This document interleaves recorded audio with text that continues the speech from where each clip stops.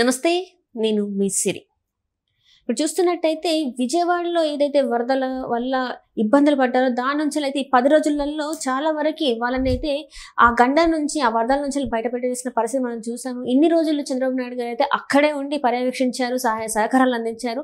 ఈ రోజు మాత్రం తను ఇంటికి వెళ్ళడం జరిగింది. అయితే ఇప్పుడు ఆపరేషన్ బుడమేరు వార్తల్లోకి వచ్చింది. అసలు ఇంతకీ ఆపరేషన్ బుడమేరు అంటే ఏంటి, దీని వెనకాల అసలు స్టోరీ ఏంటి, ఒకవేళ ఆపరేషన్ బుడమేరు అనేది అంటే అక్కడ అక్రమ కట్టడాలే ఒకవేళ కూల్చివెత్తే కనుక జరిగితే ఇందులో ఎవరెవరి పాత్ర ఉంది, ఎవరెవరి అరెస్టులు ఉన్నాయి, సో ఇవన్నీ కూడా మనకి వివరించడానికి మనతో పాటు ఉన్నారు ప్రముఖ సీనియర్ జర్నలిస్ట్ డివిఎస్ గారు. నమస్కారం సార్. నమస్తే సార్. ఇప్పుడు చూస్తున్నట్టయితే 10 డేస్లో విజయవాడలో చాలా మందికి అంటే ఏదైతే వరదల వల్ల ఇబ్బంది పడ్డారో వాళ్ళని అయితే బయటపడడం జరిగింది. చంద్రబాబు నాయుడు గారు అక్కడే ఉండి అన్ని రకాలుగా వాళ్ళకి సహాయ సహకారాలు అందించారు. అయితే ఇప్పుడు ఏంటంటే ఆపరేషన్ బుడమేరు స్టార్ట్ చేస్తున్నాం మేము అని చెప్పేసి ప్రకటించడం జరిగింది. అసలు ఆపరేషన్ బుడమేరు అంటే ఏంటి, అసలు దాని స్టోరీ ఏంటంటారు? అసలు 10 రోజులుగా ఇవాళ ఒక యుద్ధం చేశారు.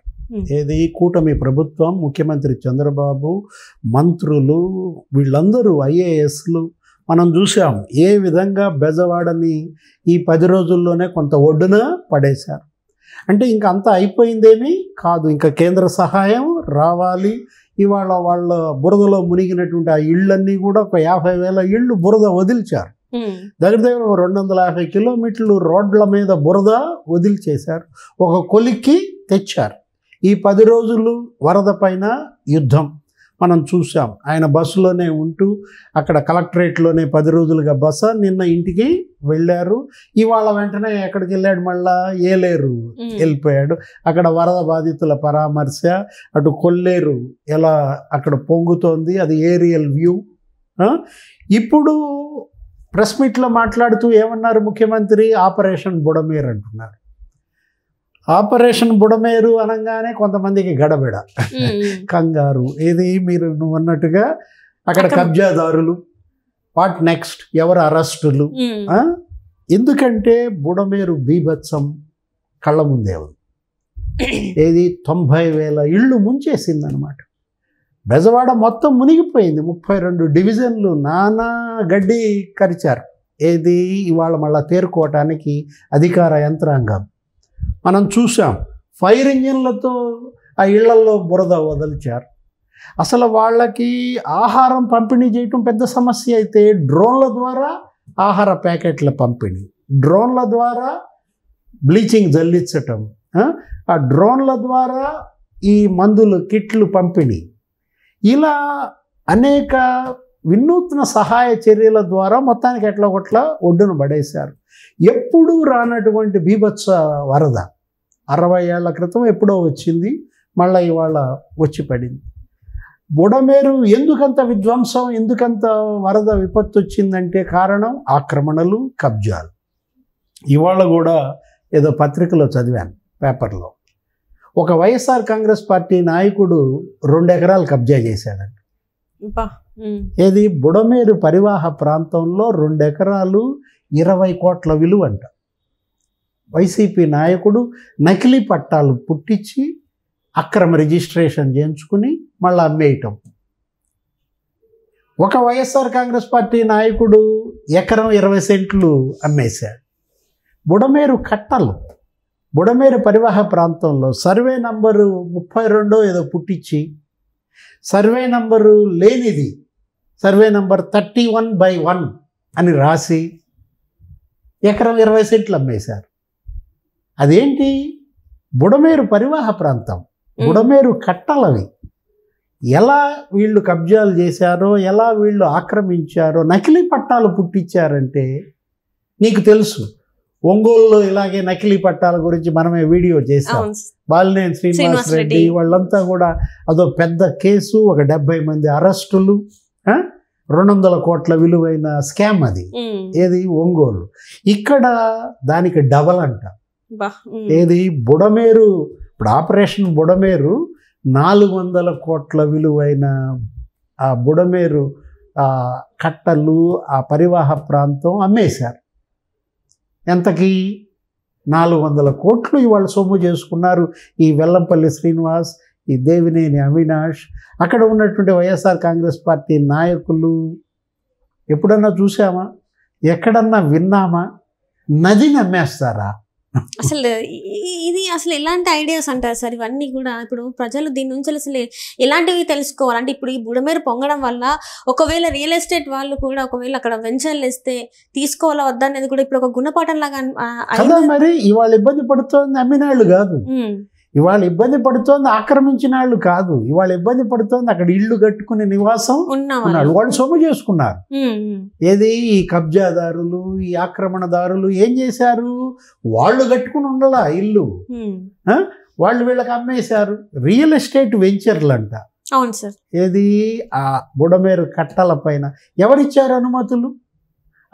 అప్పటి మంత్రి. మొత్తం అన్ని వేళ్ళు వెల్లంపల్లి శ్రీనివాస్ వైపే చూపిస్తున్నాయి. అతన్ని పక్కన పెట్టుకుని జగన్మోహన్ రెడ్డి పరామర్శకు వచ్చాడు. బుడమేరు కబ్జాదారుని పక్కన పెట్టుకుని జగన్మోహన్ రెడ్డి ఆ రోజు పరామర్శిస్తే అందరు నిలదీశారు. బొత్స సత్యనారాయణ నిలదీశారు.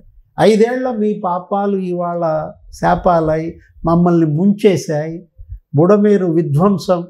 ఇవాళ జగన్మోహన్ రెడ్డి పాపం ఈ ఆపరేషన్ బుడమేరు చేపట్టి ఇప్పుడు ఇవాళ ఒకటి ఆ కట్టలు పటిష్టం చేయాలి, కట్టల ఎత్తు పెంచాల. మళ్ళా బుడమేరు ఉపద్రవం బెజవాడని ముంచెత్తకుండా ముఖ్యమంత్రి చంద్రబాబు, ఈ కూటమి ప్రభుత్వం, డిప్యూటీ సీఎం పవన్ కళ్యాణ్, జలవనరుల శాఖ మంత్రి రామానాయుడు బాధ్యత ఏంటి?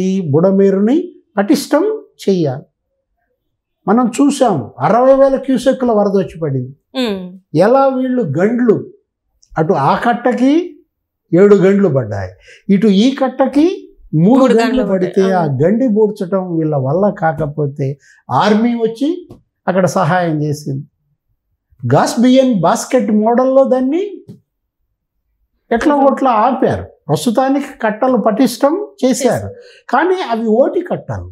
ఇవాళ నిర్మాణం జరగాల, పూర్తిగా బుడమేరు కట్టలన్నీ కూడా నిర్మించాల, పునర్నిర్మాణం జరగాలి. ఆపరేషన్ బుడమేరులో బుడమేరు ఏమైంది? పూడిపోయింది. 4.5 మీటర్లన్నా లోతుండాలి, కానీ ఇప్పుడు ఎంత లోతుంది? 2 మీటర్లు. ఎలా వ్యర్థాలు అన్నీ తీసుకొచ్చి అందులో పోసారో మనకు కనపడుతుంది. ముందు పూడిక తీత చెయ్యాలి.